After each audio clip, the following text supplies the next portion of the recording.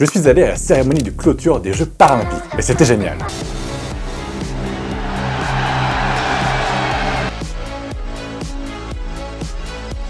Je voulais voir celle-ci en particulier parce qu'elle marquait la fin des Paralympiques, mais surtout d'un événement unique partout dans Paris et en France. Comme l'escrime au Grand Palais, l'équitation à Versailles, le beach volley au pied de l'immense tour Eiffel et les plus belles cérémonies olympiques sur la Seine, à la Concorde et au Stade de France. Aucune autre ville au monde ne pourra vraiment s'offrir les Champs-Élysées, la Marseillaise et les supporters français.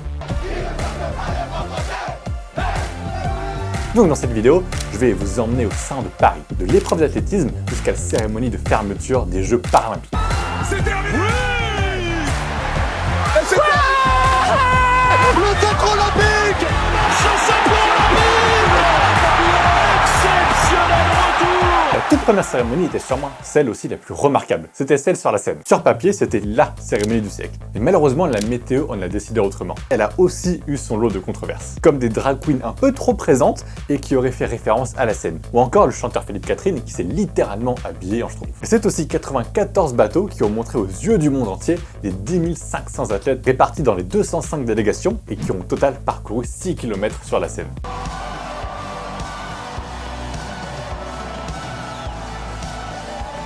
Choisir la Seine comme lieu de cérémonie, en fait, était une décision ultra importante. Parce qu'aucune autre cérémonie olympique n'avait été organisée en dehors d'un stade, avant Paris. Une cérémonie qui s'étend sur 6 km de long, en plein cœur de Paris, autour des monuments les plus prestigieux au monde. Donc cette cérémonie en particulier a demandé une surveillance maximale dans tout Paris et ses alentours. Donc 45 000 policiers et gendarmes ont sécuré la ville avant, pendant et après la cérémonie d'ouverture. Et je pouvais d'ailleurs entendre des hélicoptères patrouiller tout autour de la ville. D'ailleurs, plus aucun avion ne pouvait aussi voler autour de Paris dans un rayon de 150 km pendant plus de 5 heures, soit à peu près la superficie de la Belgique. En fait, ça permettait aux avions de chasse français de pouvoir intercepter n'importe quel appareil qui rentrerait dans cette zone. Paris s'est aussi équipé d'un système anti-drone appelé Parade, capable de détecter n'importe quel drone dans un rayon de 5 km et de littéralement les faire fondre à plus de 1500 degrés. Et au cours de ces Jeux olympiques et paralympiques, des dizaines de drones ont été interpellés, autant que leurs pilotes. Qui dit Seine, dit bateau. Et ce sont au total 6800 athlètes qui ont participé à la parade, répartis sur 85 bateaux. Chaque bateau devait aller à 9 km/h pendant 42 minutes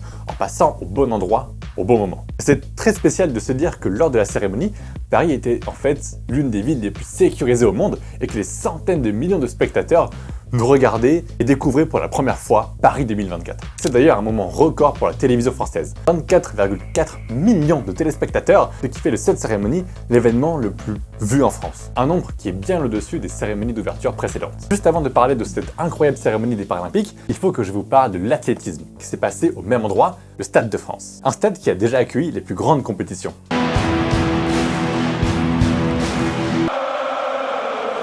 On parle de la Coupe du Monde de foot, de rugby, des concerts et aujourd'hui de l'athlétisme. Rentrer dans le Stade de France était ultra rapide et ultra facile. C'est une fois que l'on rentre dans les tribunes que j'ai vraiment compris pourquoi on l'appelle comme ça. Il faut savoir qu'il se passe tellement de choses en même temps qu'on ne voit que 10% vraiment de toutes les épreuves qui se jouent dans ce stade. Ce serait impossible de montrer tout ce qui se passe sur un seul écran en même temps. Par contre, ce qu'il y a en plus à la télé, ce sont toutes les technologies qui nous permettent de mieux comprendre ce qu'il se passe. C'est là que ça devient intéressant. Les courses font partie de ces moments. Ils peuvent durer plusieurs minutes, comme seulement 10 secondes, comme le 100 mètres. Et en 10 secondes, les chronos sont tellement serrés qu'il est presque impossible pour nous en tant que spectateurs et téléspectateurs de savoir qui est premier, deuxième ou même troisième. Et c'est là où toutes ces technologies rentrent en jeu. Déjà, dès le départ, on s'assure que tous les athlètes reçoivent le même signal exactement au même moment. Avant, on utilisait un vrai pistolet pour annoncer le départ. Aujourd'hui, c'est un appareil connecté à des haut-parleurs proches de chaque coureur. Et à l'arrivée, on détermine l'ordre grâce à cette image. On appelle ça une photo finish. Et contrairement à ce que vous pouvez penser, ce n'est pas qu'une simple photo. La caméra ne voit en réalité qu'une barre verticale qu'elle prend en photo 20 000 fois par seconde. Alors que ma propre caméra ne peut prendre que 30 images par seconde. Il suffit de mettre bout à bout les images pour voir qui termine premier jusqu'au dernier. Mais si la caméra ne bouge pas, alors pourquoi est-ce que l'on voit marqué Oméga derrière les athlètes? C'est ce qui permet en fait d'afficher cet environnement derrière eux. C'est parce qu'il y a un écran juste derrière qui fait défiler à une certaine vitesse le logo Oméga. Et une fois les images mises bout à bout, le logo devient enfin visible. Ensuite, il y a le javelot que j'ai toujours regardé à la télé. Je ne me rendais même pas compte que ce que vous voyez à la télé n'est pas du tout ce que les spectateurs, comme moi, voyaient au Stade de France. Toutes ces lignes blanches n'existent pas et sont là uniquement pour aider les téléspectateurs à mieux comprendre ce qu'il se passe. Et sur surtout, en fait, avoir cette notion de distance que l'on a au stade, mais que l'on n'a pas en tant que téléspectateur à la télé. Parce que même si le Stade de France est immense, j'étais vraiment surpris de la distance à laquelle on pouvait bien voir ce qu'il se passe. Et on voyait très loin. N'importe qui avec une assez bonne vue pouvait voir l'autre bout du stade. On pouvait faire la différence entre un bon lancer et un mauvais lancer de javelot. Alors,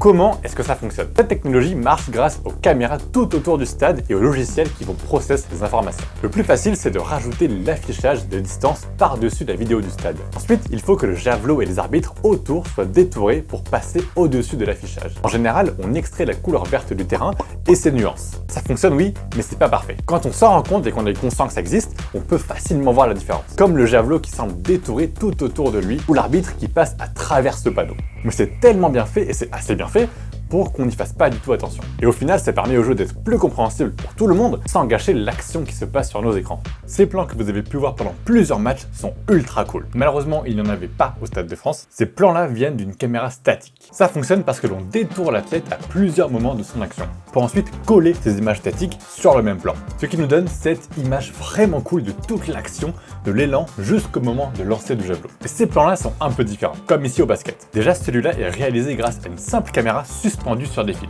En fait, ça nous donne l'impression de survoler l'action complètement et d'y être au plus proche. Et ça marche vachement bien parce que la plupart du temps, on voit l'action sur le côté du terrain. Donc, n'importe quel plan qui se rapproche des joueurs nous rapproche aussi de l'action, ce qui nous donne ce semblant d'immersion. Mais ce plan-là, c'est juste autre chose qui n'avait jamais été fait avant les JO de Paris. La caméra se déplace, mais personne d'autre ne bouge. C'est ce qu'on appelle un nerf. Ce sont plusieurs caméras tout autour du même panier qui vont prendre une photo exactement au même moment. Et ensuite, on utilise une forme d'IA pour combler les gaps entre ces caméras. Et c'est plutôt cool de pouvoir capturer un moment dans le temps. Et surtout pour ce genre d'action assez rapide. Ok, maintenant, passons à la cérémonie de fermeture. Comment ça fonctionne, une cérémonie paralympique? Il faut savoir que les cérémonies de fermeture, qu'elles soient olympiques ou paralympiques, fonctionnent exactement de la même façon. La seule vraie différence, c'est en fait le choix artistique. Et ça, libre à chacun d'en juger. Donc à chaque fois, les athlètes sont au centre de l'attention dans le stade. On vient de commencer une oh là.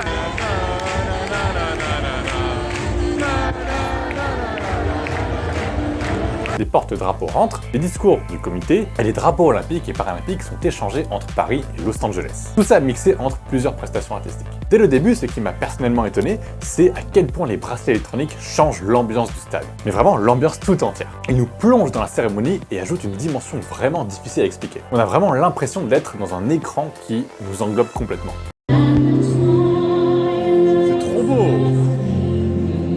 Comment est-ce que ces bracelets font pour fonctionner tous ensemble? Tous les bracelets reçoivent un signal infrarouge qui leur dit exactement quoi faire. Donc s'allumer ou s'éteindre est la couleur à afficher. C'est notre emplacement dans le stade qui détermine le rôle de notre bracelet pendant la cérémonie. Et on peut faire des choses très cool avec. Ils étaient super utiles pendant la cérémonie de fermeture des JO pour raconter une histoire, où chaque bracelet agissait un peu comme un pixel à part entière du stade. Et tous ces bracelets rassemblés construisaient une sorte d'écran gigantesque qui permettait de transmettre une histoire. Et dans le stade, c'est ultra impressionnant. À la télé, ça rajoute une touche de magie. Surtout lorsque vous voyez l'artiste en gros plan et dans le fond, tout autour de lui, c'est lumière. Au final, je trouve que cette cérémonie illustre parfaitement Paris lors de ces Jeux. Un mélange de fêtes, de spectacles et évidemment d'un paquet de médailles pour la France. Des records de partout. Et c'est vraiment ce genre d'ambiance qui est super difficile à retranscrire à la télé. C'est ce genre d'événement qu'on ne vivra sûrement qu'une seule fois dans une vie, peut-être 2 fois même, si on a beaucoup de chance. Merci d'être resté jusque là, et j'aurai cette vidéo si ça vous intéresse d'en savoir plus sur les JO. Abonnez-vous pour plus de contenu comme celui-ci.